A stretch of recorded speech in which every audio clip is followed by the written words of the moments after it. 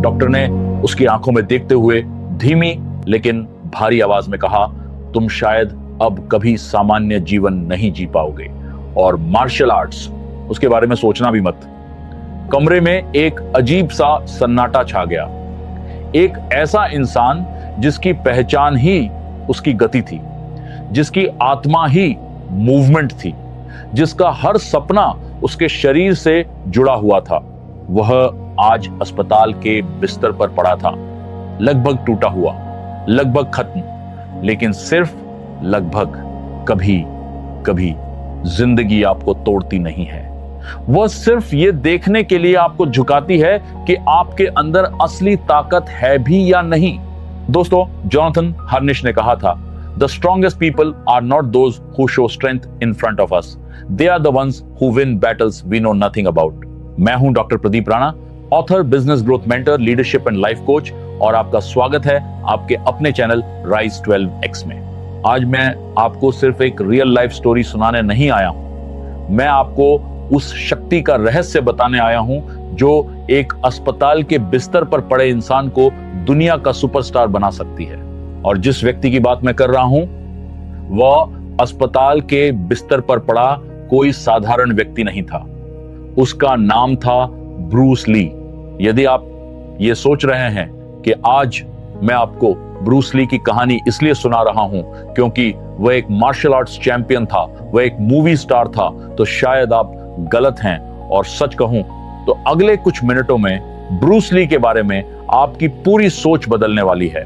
दुनिया उसे उसकी लाइटनिंग स्पीड, उसकी किक्स और उसकी फिल्मों की वजह से जानती है, लेकिन ब्रूस ली की असली ताकत उसके हाथों में नहीं थी, उसके दिमाग में थी। वह मार्शल आर्टिस्ट कम और फिलोसोफर ज्यादा था। उसकी सफलता का आधार उसकी फिजिकल स्ट्रेंथ नहीं, उसकी फिलॉसफी थी। बहुत कम लोग जानते हैं कि ब्रूस ली को किताबों से उतना ही प्रेम था जितना मार्शल आर्ट से। उसके घर में हजारों किताबों की एक पर्सनल लाइब्रेरी थी। Psychology, philosophy, human behaviour, success, self mastery, spirituality, ये उसके पसंदीदा विषय थे। वह घंटों पढ़ता था, नोट्स बनाता था, विचारों पर चिंतन करता था और फिर उन्हें अपनी जिंदगी में लागू करता था। अस्पताल के बिस्तर पर पड़े भी वह सिर्फ अपनी चोट से नहीं लड़ रहा था, वह अपने दिमाग को एक नई दिशा दे रहा था। शायद यही कारण है कि आज दुनिया सिर्फ उसके पंचेस को याद नहीं करती बल्कि उसके विचारों को भी याद करती है। उसके मुकाबले लड़ने वाले लोगों के नाम समय के साथ धुंधले पड़ गए, लेकिन उसकी फिलॉसफी आज भी करोड़ों लोगों को इंस्पायर करती है। 1969 में ब्रूस ली एक हैवी स्ट्रेंथ एक्सरसाइज कर रहा था। एक गलत प्रेशर पड़ा, एक क्रैक की आवाज आई और कुछ ही सेकंड में सब कुछ बदल गया। डॉक्टर्स ने कहा कि उसकी स्पाइनल इंजरी बहुत गंभीर है, सैक्रल नर्व डैमेज हो चुका है और शायद वह दोबारा पहले जैसा कभी नहीं बन पाएगा। अधिकांश लोग यहां टूट जाते हैं, लेकिन ब्रूस ली ने एक अलग रास्ता चुना। लगभग 6 महीने तक वो बिस्तर पर रहा। दर्द, अकेलापन और अनिश्चितता उसका नया साथी बन चुके थे, लेकिन जब उसका शरीर रुक गया, उसका दिमाग दौड़ने लगा। वह साइकोलॉजी पढ़ने लगा, फिलॉसफी पढ़ने लगा, ह्यूमन बिहेवियर समझने लगा।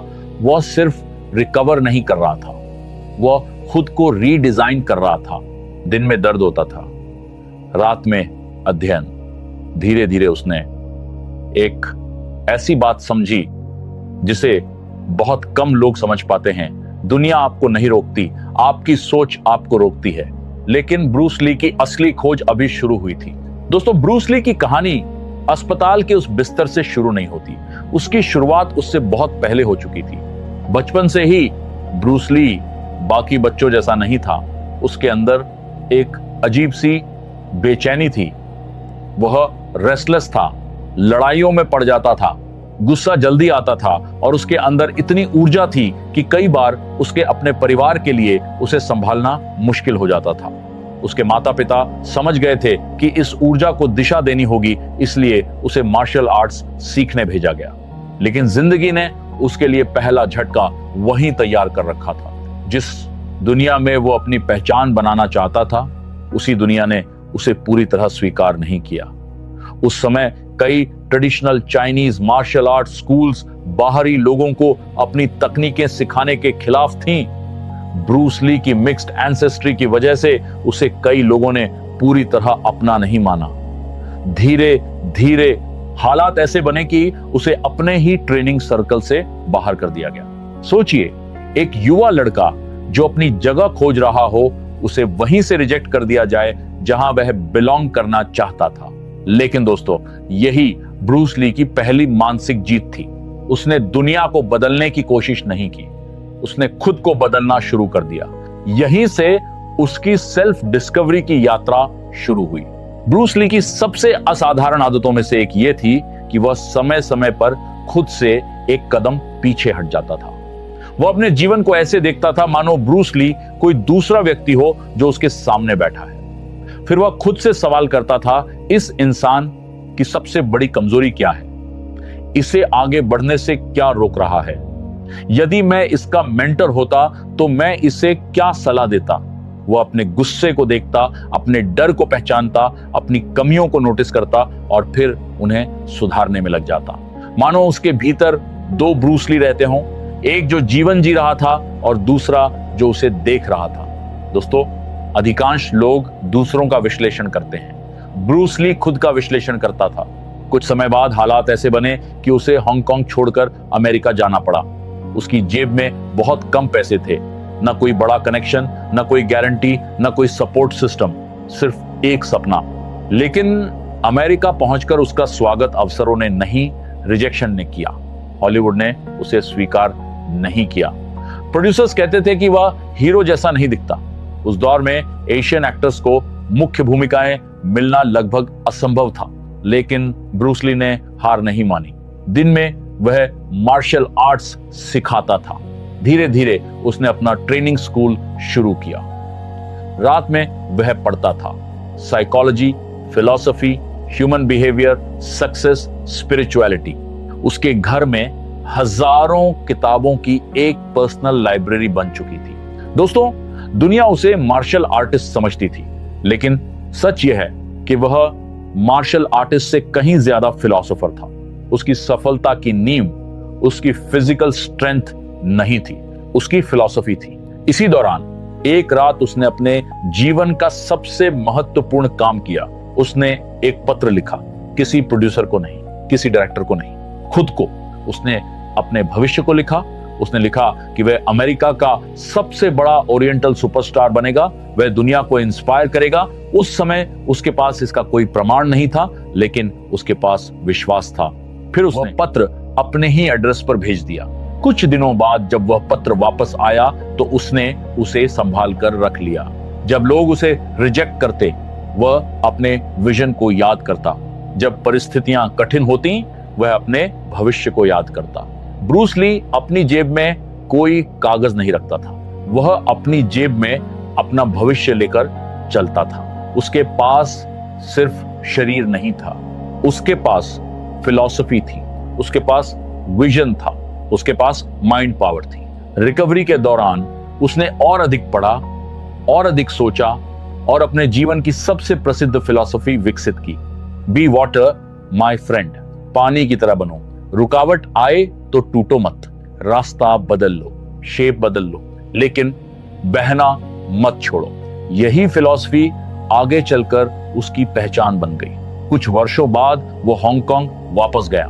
वहां उसकी फिल्मों the Big Boss, Fist of Fury और वे ऑफ द ड्रैगन ने रिकॉर्ड तोड़ दिए। अचानक वो पूरे एशिया का सुपरस्टार बन चुका था। और तब वही हॉलीवुड जिसने कभी उसे रिजेक्ट किया था, उसे बुलाने लगा। फिर आई एंटर द ड्रैगन, वह फिल्म जिसने ब्रूस ली को दुनिया का आइकन बना दिया। वह सपना जिसे उसने वर्षों पहले अपने मन में देखा था, वह भविष्य जिसे उसने अपने लिए लिखा था, वह पहचान जिसके लिए उसने संघर्ष, अस्वीकृति, दर्द और अकेलेपन के लंबे दौर का सामना किया था। लेकिन जिंदगी ने उसकी कहानी में एक ऐसा मोड़ लिखा जिसे सुनकर आज भी दिल भर आता है। एंटर द ड्रैगन की रिलीज से ठीक पहले 20 जुलाई 1973 को केवल 32 वर्ष की उम्र में ब्रूस ली इस दुनिया को छोड़कर चला। जब फिल्म रिलीज हुई तो सिनेमा घरों में लोग खड़े होकर तालियां बजा रहे थे, जगह जगह स्टैंडिंग ओवेशन दिया जा रहा था। दुनिया एक नए लेजेंड का स्वागत कर रही थी, लेकिन जिस इंसान के लिए वह तालियां बज रही थीं, वह वहां मौजूद नहीं था। लेकिन शायद कुछ लोग मरने के लिए नहीं, अमर होने के लिए पैदा होते हैं। ब्रूस ली का शरीर भले ही चला गया, लेकिन उसके विचार आज भी जीवित हैं। उसकी फिलॉसफी आज भी जीवित है। उसका बी वाटर माय फ्रेंड आज भी लाखों लोगों को जीवन जीने का तरीका सिखाता है। उसकी कहानी आज भी किसी टूटे हुए इंसान को उठ खड़े होने की प्रेरणा देती है। उसकी सोच आज भी किसी युवा को अपने सपनों पर विश्वास करना सिखाती है। और शायद यही किसी इंसान की सबसे बड़ी सफलता होती है, जब वह स्वयं इस दुनिया में न रहे, लेकिन उसके विचार आने वाली पीढ़ियों के जीवन को रोशन करते रहें। तो दोस्तों, ब्रूस ली की कहानी से हमें 5 ऐसे माइंड पावर प्रिंसिपल्स मिलते हैं जो किसी भी युवा की जिंदगी बदल सकते हैं। पहला सिद्धांत, identity is greater than circumstances.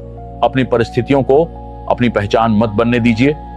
अस्पताल के बिस्तर पर पड़ा ब्रूस ली घायल था, लेकिन उसने खुद को टूटा हुआ इंसान नहीं माना। दुनिया उसे उसकी स्थिति से देख रही थी, लेकिन वह खुद को अपने भविष्य से देख रहा था।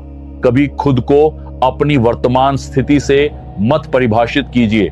यदि आज आप संघर्ष कर रहे हैं, तो इसका मतलब यह नहीं कि आप हमेशा संघर्ष करेंगे। यदि आज आपके पास संसाधन नहीं है, तो इसका मतलब यह नहीं कि आप सफल नहीं बन सकते। रोज खुद को याद दिलाइए कि आपकी परिस्थितियां अस्थायी हैं, लेकिन आपकी क्षमता असीमित हो सकती है। दूसरा सिद्धांत, लर्न टू ऑब्जर्व योरसेल्फ। अपने जीवन का ऑब्जर्वर बनिए। ब्रूस ली की सबसे बड़ी आदतों में से एक थी कि वह खुद को बाहर से देखने की कोशिश करता था, जैसे कोई मेंटर उसके सामने बैठा हो और उसकी कमियां बता रहा हो। वह खुद से कठिन सवाल पूछता था, मैं कहां गलत हूं, मुझे क्या रोक रहा है, मुझे क्या बदलना चाहिए। जिस दिन आप खुद को ईमानदारी से देखना शुरू कर देते हैं, उसी दिन आपका विकास शुरू हो जाता है। दिन के अंत में खुद से पूछिए, आज मैंने कहां अच्छा किया, कहां गलती की, कौन सी आदत मुझे पीछे खींच रही है, कौन सा डर मुझे रोक रहा है। दूसरों का विश्लेषण करने से पहले खुद का विश्लेषण करना सीखिए। जो इंसान खुद को देख सकता है, वही खुद को बदल सकता है। तीसरा सिद्धांत, programme your future before it arrives. अपने भविष्य को पहले अपने मन में बनाइए। ब्रूस ली ने अपने सपनों का इंतजार नहीं किया, उसने उन्हें लिखा। उसने अपने भविष्य को एक पत्र में उतारा और उसे अपने ही एड्रेस पर भेज दिया। वह अपनी जेब में सिर्फ एक पत्र नहीं रखता था, वह अपनी जेब में अपना भविष्य लेकर चलता था।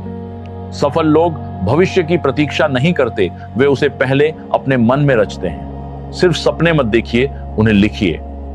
अगले 5 साल बाद आप कौन बनना चाहते हैं, आपकी पहचान क्या होगी, आपका मिशन क्या होगा। अपने भविष्य के नाम एक पत्र लिखिए, उसे संभाल कर रखिए और समय समय पर पढ़िए।